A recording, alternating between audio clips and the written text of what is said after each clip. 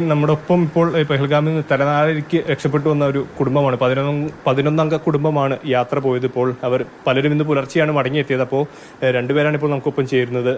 നിങ്ങൾ എപ്പോഴായിരുന്നു ആ യാത്ര ആരംഭിച്ചത്? 18th മോർണിംഗ് ആണ് ഇവിടുന്ന് പോയത്. 19th അവിടെ എത്തി.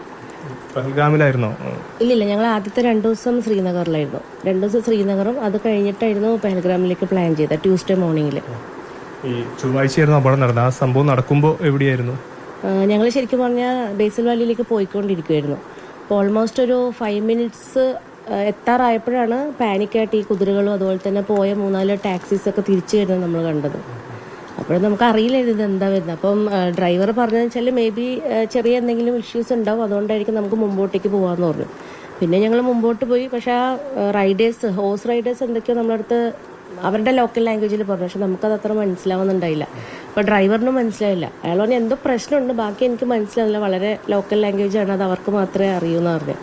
അപ്പോഴും നമ്മൾ മുമ്പോട്ടേക്ക് പോയപ്പോഴേക്ക് കുറേ ടാക്സി ഡ്രൈവേഴ്സ് താഴത്തേക്ക് ഭയങ്കരമായിട്ട് സ്പീഡിൽ, കാരണം നാരോ റോഡാണ്, ശരിക്കും ആ സ്പീഡിൽ വരാൻ പറ്റില്ല. പക്ഷെ എന്നിട്ട് വളരെ സ്പീഡിൽ അവർ വന്നപ്പോൾ ഞങ്ങൾക്ക് തോന്നി എന്തോ ഒരു പ്രശ്നമുണ്ട്. അപ്പോൾ ഞങ്ങളൊന്ന് ബയ്യ അവിടെ ഒന്ന് നിർത്ത്, ആരോടെങ്കിലും ഒന്ന് ചോദിച്ചിട്ട് നമുക്ക് മുമ്പോട്ട് പോകാമെന്ന് പറഞ്ഞു. അങ്ങനെ നമ്മൾ നിർത്തി. ഒരു ടാക്സി ഡ്രൈവറോട് ചോദിച്ചപ്പോഴാണ് പറഞ്ഞത് CRPFും ഈ ടൂറിസ്റ്റുകളും തമ്മിൽ ചെറിയൊരു പ്രശ്നം നടക്കുന്നുണ്ട് എന്ന് പറഞ്ഞു.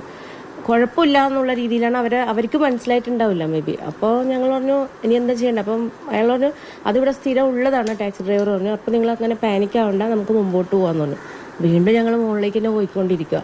അപ്പോൾ പിന്നെയും നമുക്ക് എന്തോ വണ്ടികളെല്ലാവരും പിന്നെ നമ്മളെ പോലും മൈൻഡ് ചെയ്യേണ്ട വരുന്നത്. അപ്പം ഞങ്ങൾ പറഞ്ഞു വേണ്ട, ഇനി പോകണ്ട, എന്തോ ഒരു പ്രശ്നം ഉണ്ടാവും, നമ്മൾ റിസ്ക് എടുക്കണം, ഞങ്ങൾ 2 ദിവസം ഇവിടെ തന്നെ ഉണ്ട്, അപ്പം നമുക്ക് നാളെയാണോ കാണാലോ, തിരിച്ചു പോകാമെന്ന് പറഞ്ഞു.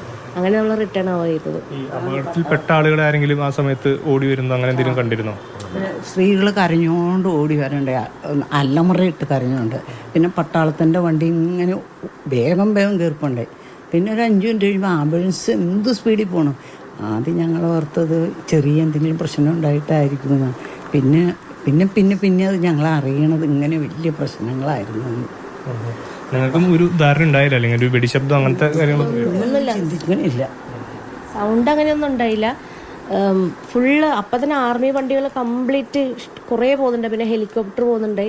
അപ്പോഴും നമ്മളെ ഡ്രൈവർ പറഞ്ഞു വെച്ചാൽ അവരവിടുത്തെ മീൻസ് ലോക്കലൈറ്റ്സ് ആണ്. അപ്പോൾ അവർ പറഞ്ഞില്ല ഇവിടെ ചെറിയ ഇഷ്യൂ ഉണ്ടെങ്കിലും ആർമി ഇതുപോലെ തന്നെ ഇടപെടുക, മേ ബി നമ്മൾ പാനിക് ആവാതിരിക്കാൻ പറഞ്ഞു. പക്ഷെ അത് പറഞ്ഞാൽ നന്നല്ലേ, വണ്ടിയിൽ നമ്മളും അമ്മയും പപ്പയൊക്കെ ഉള്ളതല്ലേ, നമ്മളെല്ലാവരും ടെൻഷൻ ആയേനെ. പക്ഷെ ആംബുലൻസ് ഇതൊക്കെ പോയപ്പോൾ ഞങ്ങൾക്ക് തോന്നി എന്തോ ഒരു പ്രശ്നം ഉണ്ടെന്ന് നമുക്ക് തോന്നി. പക്ഷെ നമുക്ക് ഇത്ര വലിയൊരു പ്രശ്നം നമ്മൾ ഒരിക്കലും വിചാരിച്ചിട്ടുണ്ടായില്ല. യാത്രയുടെ ഇടയ്ക്ക് എന്തോ ഒരു ചെറിയ ഡിലേ വന്നുകൊണ്ടാണല്ലോ അവിടേക്ക് എത്തിപ്പെടാണ്ടില്ലേ? ആ സംഭവ സമയത്ത് നിങ്ങളവിടെ എത്തേണ്ടതായിരുന്നല്ലേ? കാരണം വെച്ചാൽ നമ്മൾ ലഞ്ച് കഴിക്കാൻ വേണ്ടിയിട്ട് ഒരു ഹോട്ടലിൽ കയറിയായിരുന്നു. കാരണം കഴിഞ്ഞ 2 ദിവസമായിട്ട് ഞങ്ങൾ ലഞ്ച് അവോയ്ഡ് ചെയ്തു. കാരണം ഒന്നാമത് ഈ ടൂറിസ്റ്റ് ടൈം ആയതുകൊണ്ട് എല്ലാ ഹോട്ടലിലും ഭയങ്കര റഷാണ്. അപ്പോൾ നമ്മൾ ഫുഡ് കഴിക്കാൻ കയറുമ്പോൾ തന്നെ ഒരു 2 hours അങ്ങ് പോകും. അപ്പോൾ കുറച്ച് ദിവസങ്ങളായിട്ട് അവിടെ ഈവനിങ് ഒരു 5:30 ആകുമ്പോൾ ഭയങ്കര മഴയാണ്. അപ്പം ഭയങ്കര ഐസ് മഴയാകുമ്പോൾ നമുക്ക് ഭയങ്കര തണുപ്പും പിന്നെ സൈറ്റ് സീയിങ് പറ്റൂല. അപ്പം ഞങ്ങൾ പെട്ടെന്ന് കണ്ടു തീർക്കുക. അപ്പോൾ ഈ 2 മണിക്കൂർ ലഞ്ച് കഴിക്കാൻ പോയി കഴിഞ്ഞാൽ സ്ഥലങ്ങൾ കാണാൻ പറ്റൂല. അപ്പോൾ നമ്മൾ അന്ന് എന്ത് ചെയ്തെന്ന് വെച്ചാൽ 2 ദിവസം കഴിച്ചില്ല. പക്ഷേ ഈ ഒരു ദിവസം നമ്മൾ എന്താണെന്ന് അറിയില്ല, പെട്ടെന്ന് വണ്ടി പോയിക്കൊണ്ടിരിക്കുമ്പോൾ ഹസ്ബൻഡ് വേഗം പറഞ്ഞു വണ്ടി ഒന്ന് നിർത്തുമെന്ന് പറഞ്ഞു. അപ്പം നമുക്ക് ഭക്ഷണം കഴിച്ചിട്ട് പോകാമെന്ന്. ശരിക്കും പറഞ്ഞാൽ ആർക്കും വിശന്നില്ല. പക്ഷെ എന്താണെന്ന് അറിയില്ല, നമ്മളെ ഭാഗ്യം കൊണ്ട് ആരും ഫുഡ് വേണ്ടാന്ന് ഒന്നും പറഞ്ഞില്ല. നമ്മളവിടെ കയറി കഴിഞ്ഞപ്പോഴവിടെ അത്ര തിരക്കുണ്ടായില്ല. കാരണം ബൈസൺ മീൻസ് ഈ ഒരു പെഹൽഗാമിലേക്ക് എത്തുന്നതിന് മുമ്പുള്ളൊരു ഹോട്ടലാണ്. അപ്പോൾ അവിടെ ചെന്നപ്പോഴേക്കും അവർക്ക് ഞങ്ങൾ 11 വരെ കണ്ടപ്പോൾ അവർ ഹാപ്പി, കാരണം അത്ര കസ്റ്റമേഴ്സ് കിട്ടിയല്ലോ. അപ്പോൾ അവർ നന്നായിട്ട് നമുക്ക് ഒന്നിച്ച് ടേബിളിലൊക്കെ സെറ്റ് ചെയ്തു. അപ്പോൾ ഇവിടുന്ന് നമ്മൾ പോകുമ്പോഴേ കുറേ പേര് പറഞ്ഞിരുന്നു അവിടെ ഒരു മട്ടൻ ഗോഷ് ഒരിതുണ്ട്, ഒരു മട്ടൻ ഡിഷാണ് ഫേവറേറ്റ്, ഭയങ്കര, അത് നിങ്ങൾ എന്തായാലും കഴിക്കണം, അത് ഭയങ്കര നല്ലതെന്ന് പറഞ്ഞു. അപ്പോൾ ഞങ്ങൾ അത് ഓർഡർ ചെയ്തു. ചെയ്തപ്പോൾ അവർ ഇതെങ്ങനെ നിങ്ങൾക്ക് അറിയാമെന്ന്. അപ്പോൾ ഞങ്ങളിങ്ങനെ പറഞ്ഞു ഇങ്ങനെ എല്ലാവരും പറഞ്ഞിരുന്നു എന്ന്. ശരിക്കും പറഞ്ഞാൽ അവരത് നമ്മളെല്ലാവരും ഓർഡർ ചെയ്തു, സാധനം വന്നു കഴിഞ്ഞപ്പോഴെന്ന് വെച്ചാൽ ഒന്നതിൽ ഫുള്ള് ബോൺസ് മാത്രമായിരുന്നു, പിന്നെ ഭയങ്കര ഉപ്പും. അപ്പോൾ ഹസ്ബൻഡ് അത് ടേസ്റ്റ് ചെയ്തപ്പോഴേക്കും പറഞ്ഞു കഴിച്ചില്ല, ആർക്കും കഴിക്കാൻ പറ്റില്ല, അത്രയ്ക്കും ഉപ്പും അതുപോലെ തന്നെ ഭയങ്കര ബോൺസാണ്. അപ്പോൾ കഴിക്കാതിരുന്നപ്പോൾ അവർ വെച്ച് നിങ്ങൾ ഭയങ്കര ഇഷ്ടപ്പെട്ട് വാങ്ങിയല്ലേ, നിങ്ങൾ എന്താ കഴിക്കാത്തതെന്ന്. പിന്നെ ഹസ്ബൻഡിന് ഒന്ന് നിങ്ങൾ ടേസ്റ്റ് ചെയ്ത് വെക്കുന്നു നോക്കിയപ്പോൾ ഭയങ്കര ഉപ്പ്. അപ്പോൾ അവർക്ക് ഭയങ്കരമായിട്ടൊരു ഗിൽറ്റി ഫീൽ ചെയ്തു. അവർക്ക് അയ്യോ പേടിക്കണം, ഞങ്ങൾ 2ാമത് ഉണ്ടാക്കി തരാം, നമുക്ക് തെറ്റ് പറ്റിപ്പോയതാണ്. ഹസ്ബൻഡില്ല, ഞങ്ങൾക്ക് ടൈമില്ല, നമുക്ക് മുകളിലോട്ട് കയറണം, അപ്പോൾ നമ്മളിതിൻ്റെ പേയ്മെൻറ്റ് ചെയ്തോളാം, നിങ്ങൾ 2ാമത് ആക്കണ്ടെന്ന് പറഞ്ഞു. അപ്പോൾ അയാൾക്ക് നിൽക്ക് വെയിറ്റ് ചെയ്തിട്ട് അയാൾ വീണ്ടും ഉണ്ടാക്കിയിട്ട് വന്നു.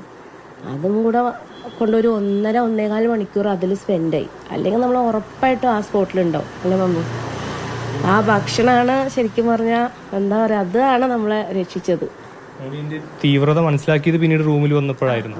ആ റൂമിൽ വന്നപ്പോഴാണ് നാട്ടിൽ നിന്ന് എല്ലാവരും മമ്മീനെ എൻ്റെ ഫോണിലൊക്കെ വിളിക്കുകയാണ്, നിങ്ങൾ സേഫ് അല്ലേ എന്ന്. അപ്പോൾ നമ്മൾ വിചാരിച്ചു പ്രത്യേകിച്ച് ഒന്നും ഉണ്ടായിരുന്നു. പിന്നെ ഇവരെന്താ, ഇല്ല കുഴപ്പമൊന്നുമില്ല, എന്താ കുഴപ്പമൊന്നും പറഞ്ഞില്ല, നിങ്ങൾ TV വെച്ച് നോക്ക്, ന്യൂസ് കാണുമെന്ന് പറഞ്ഞു. അപ്പം തന്നെ നമ്മൾ TV വെച്ചപ്പോൾ തന്നെ 26 പേര് ഡെത്തായിട്ടുണ്ടായി. ആ ടൈമിലാണ് ആ സെക്കൻഡിലാണ് ഞങ്ങൾ എല്ലാവരും ഷോക്ക് അടിച്ച പോലെ ആയിപ്പോയത്. കാരണം ഇതൊന്നും അറിയാണ്ട് നമ്മൾ വാലിയിൽ നിന്ന് താഴെ വന്നിട്ട് താഴത്ത് കുറച്ച് ലേക്കൊക്കെ ഉണ്ടായി, അവിടെ നല്ല ഫോട്ടോസ് എടുത്തു. അപ്പോഴും ഞങ്ങൾ അറിയില്ല മുകളിൽ ഇത്ര വലിയ ഇഷ്യൂ നടക്കണേന്നുള്ളത്. പാർക്കിൻ്റെ അങ്ങോട്ട് നിന്ന് കയറാമെന്ന് പറഞ്ഞ് കയറുമ്പോൾ പാർക്കിൽ ഒരുപാട് സ്കൂൾ കുട്ടികൾ കയറിയിട്ട് നിറയെ പിള്ളേരുണ്ട്. ഒക്കത്തിന് ഇറക്കി ഓടിച്ചു വിട്ടിട്ട് പാർക്ക് അടച്ചു. അപ്പോൾ എന്താ എന്നുള്ളൊരു പേടിയുണ്ടായി ഉള്ളിൽ. പക്ഷെ ഞങ്ങൾക്ക് കുഴപ്പമൊന്നുമില്ല. പട്ടാളം ചുറ്റിനും, ഇപ്പം ഞങ്ങളാ താമസിച്ച ഹോട്ടലിൻ്റെ ചുറ്റിനും പട്ടാളം നിൽക്കുമായിരുന്നു. പിന്നെ 2 ദിവസത്തേക്ക് അങ്ങ് പുറത്തിറങ്ങാൻ പറ്റിയില്ല. പിന്നെ പിറ്റേ ദിവസം ഹർത്താലായിരുന്നു. നിങ്ങളപ്പോൾ മുറി തന്നെയായിരുന്നു? ആ മുറി തന്നെയായിരുന്നു. അപ്പോൾ നമ്മൾ നാട്ടിൽ നിന്ന് എല്ലാവരും പറഞ്ഞു തിരിച്ചു വന്നോന്ന് പറഞ്ഞു. അപ്പോൾ നമ്മൾ എന്ത് ചെയ്യണം നമ്മൾ അറിയാണ്ട് കൺഫ്യൂഷനായപ്പോൾ അവിടെ ഉള്ളവർ തന്നെ പറഞ്ഞു, ഇവിടുന്ന് തൽക്കാലം നിങ്ങൾ ഇറങ്ങാൻ നിൽക്കണ്ട. കാരണം ശ്രീനഗർ ടൗണിലൊക്കെ അവിടുത്തെ ലോക്കലൈറ്റ്സിന് ചെറിയ പ്രതിഷേധം അതൊക്കെ നടക്കണം. അപ്പോൾ എന്താ സംഭവിക്കുമെന്ന് പറയാൻ പറ്റില്ല. വണ്ടി കൊണ്ട് പോകുമ്പോൾ നമ്മൾ ടൂറിസ്റ്റും അല്ലേ, ചിലപ്പോൾ വണ്ടിക്ക് നേരെ ആക്രമണം ഉണ്ടാവുക, എന്തായാലും നിങ്ങളിപ്പോൾ സേഫ് അല്ലേ, നിങ്ങൾ ഇവിടെ തന്നെ ഇരിക്കുന്നു പറഞ്ഞു. അപ്പോൾ നമ്മൾ അവിടെ തന്നെ പുറത്തിറങ്ങിയില്ല. നമ്മൾ റിസോർട്ടിൽ തന്നെ, റിസോർട്ട് പെഹൽഗാമിലെ റിസോർട്ടിൽ തന്നെ ഇരുന്നു. പിന്നെ പറഞ്ഞു വെച്ചാൽ അവിടുത്തെ റിസോർട്ടിലെ സ്റ്റാഫുകളെല്ലാവരും മൊത്തം ഗേറ്റെല്ലാം ക്ലോസ് ചെയ്തു. അവർ ഫുൾ ടൈം അതിൻ്റെ ഫ്രണ്ടിൽ തന്നെ കുറേ ജെൻസ് അല്ലേ മമ്മി, ഒരു 10-12 ജെൻസ് അവിടെ തന്നെ ഉണ്ടായിരുന്നു. അവർക്കും ഭയങ്കര ഒരു ടെൻഷനാണ്. അവരടുത്ത് വന്ന ഗസ്റ്റുകൾക്കല്ലേ ഇങ്ങനെ ഉണ്ടായത്. അപ്പോൾ എല്ലാവരും ഒരു ഗിൽറ്റി ഫീൽ അവർക്ക്. പുറത്തിറങ്ങുമ്പോൾ ഉള്ള ഒരു സാഹചര്യം അതൊക്കെ എങ്ങനെയായിരുന്നു? പിന്നെ പിറ്റേ ദിവസം ആയപ്പോഴേക്കും തേഴ്സ്ഡേ ആയപ്പോഴേക്കും അവരെന്നെ പറഞ്ഞു ഇപ്പോൾ നോർമലാണ്, ഇറങ്ങാൻ പ്രശ്നമൊന്നുമില്ല, എല്ലാവരും കയറ്റുള്ളൂ, പക്ഷെ ചെക്കിങ് ഉണ്ടെന്ന് പറഞ്ഞുള്ളൂ. അപ്പോൾ ഞങ്ങൾ അവിടെ നിന്ന് ഇറങ്ങി നോക്കിയപ്പോൾ റോഡ് മുഴുവനും, പൊതുവെ അവിടെ CRPFs ഉണ്ടാവും, പക്ഷേ നല്ല ചെക്കിങ് ആണ്. മൊത്തം വണ്ടി നിർത്തി ID കാർഡൊക്കെ വാങ്ങി എല്ലാവരെയും നോക്കി വണ്ടി നമ്പർ മൊത്തം ചെക്ക് ചെയ്തിട്ടാണ് വിട്ടത്. പിന്നെ ശ്രീനഗർ പോയി നേരെ ശ്രീനഗറിൽ വന്നു. ശ്രീനഗറിൽ വന്നപ്പോഴേക്കും അത്യാവശ്യം നല്ല തിരക്കുണ്ട്. അവിടുത്തെ ലോക്കൽ ആൾക്കാരൊക്കെ ബാക്ക് ടു നോർമൽ എന്ന് പറഞ്ഞ പോലെ ഷോപ്സൊക്കെ ഓപ്പൺ ആണ്. പിന്നെ ഞങ്ങൾ അത് കഴിഞ്ഞ് നേരെ മുഗൾ ഗാർഡനിലാണ് പോയത്. ആ തൊട്ടടുത്ത് അത്ര തിരക്കുള്ളതിൽ പോയില്ല, എന്നാലും നമ്മൾ വന്നു. പിന്നെ അവിടെയുള്ള ആൾക്കാരൊക്കെ പറഞ്ഞു, നിങ്ങൾ ഓൾറെഡി വന്നവർ തിരിച്ചു പോവരുത്, കാര്യം ഇനിയിപ്പോൾ ഈ ഒരു സീസൺ ഞങ്ങളുടെ നഷ്ടമായി. കാരണം അവരും ജീവിക്കുന്നത് ഈ ഒരു സീസൺ ഇതാണല്ലോ. അപ്പോൾ അവർ പറഞ്ഞു ഇവിടെ ഉള്ളവർ വേണം മറ്റുള്ളവർക്ക് ധൈര്യം കൊടുക്കാൻ. എന്തായാലും വരാനുള്ളവരെല്ലാം ക്യാൻസൽ ചെയ്തു. ഒരു 80% ആൾക്കാർ മൊത്തം റിസോർട്ടും ഈ ടാക്സി വരെ അവർ ക്യാൻസൽ ചെയ്തു. അപ്പം നിങ്ങളിവിടെ നിന്നിട്ട് ഇനി വരുന്നവർക്കൊരു ധൈര്യം ആവണം, നിങ്ങളൊന്നും പേടിക്കണ്ടെന്ന് പറഞ്ഞു. പക്ഷെ നമ്മൾ നോക്കിയപ്പോൾ ഭയങ്കര സെക്യൂരിറ്റി ആയിരുന്നു. ജസ്റ്റ് മുഗൾ ഗാർഡനിൽ പോയി അവിടെ ചെന്നപ്പോൾ 1-2 മലയാളി ഫാമിലീസിനെയും കണ്ടു. പിന്നെ ഇഷ്ടംപോലെ ടൂറിസ്റ്റ് ഉണ്ടായിരുന്നു അവിടെ, ഭയങ്കര തിരക്കാണ്. പക്ഷെ നമ്മൾ പെട്ടെന്ന് തന്നെ അവിടെ നിന്ന് പോന്നു. തിരക്കുള്ള സ്ഥലത്ത് നമുക്കൊരു പേടിയുണ്ടായിരുന്നു. ഞങ്ങൾ വേഗം തന്നെ ദാൽ ലേക്കിൽ വന്നു. ലേക്കിൽ ഞങ്ങളൊരു ബോട്ട് ഹൗസ് നേരത്തെ ബുക്ക് ചെയ്തിരുന്നു. നമ്മൾ വേഗം ഉള്ളിലോട്ട് കയറാനാണ് ശ്രമിച്ചത്. പബ്ലിക് സ്പേസിൽ നിൽക്കാൻ ഒരു പേടി ഉണ്ടായിരുന്നു. എല്ലാവരും ഞങ്ങൾ വാച്ച് ചെയ്യണമായിരുന്നു. തിരിച്ചെത്തുക കാരണം വെച്ചാൽ കാരണം അവിടുത്തെ ഒരു പട്ടാളം പ്ലസ് മീഡിയാസ് കുറേ പേര് വിളിച്ചിരുന്നു. പ്ലസ് നമുക്കെന്താ എല്ലാവരുടെ കോളും വന്നു. പ്ലസ് ആ ഒരു അവിടുത്തെ ജനങ്ങളുടെ ഒരു സപ്പോർട്ടും പിന്നെ ഈ ഒരു ആർമിയുടെ സപ്പോർട്ടൊക്കെ നമുക്ക് ഭയങ്കര ഒരു സേഫ്റ്റി ഫീൽ ആയിരുന്നു സത്യം പറഞ്ഞാൽ.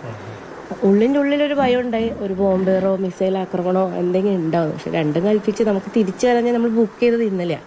പിന്നെ ഫ്ലൈറ്റ് റേറ്റ് ഒക്കെ ഭയങ്കര ചാർജാണ്. അപ്പോൾ നമുക്കത് അഫോർഡബിൾ അല്ല. പിന്നെ നമ്മൾ നോക്കിയപ്പോൾ എല്ലാവരും ഇഷ്ടംപോലെ ആൾക്കാരുണ്ട് അവിടെ. കാരണം ഓൾറെഡി മലയാളി ഒരു 10-12 പേരെ നമ്മൾ കണ്ടു പാലക്കാടുള്ള.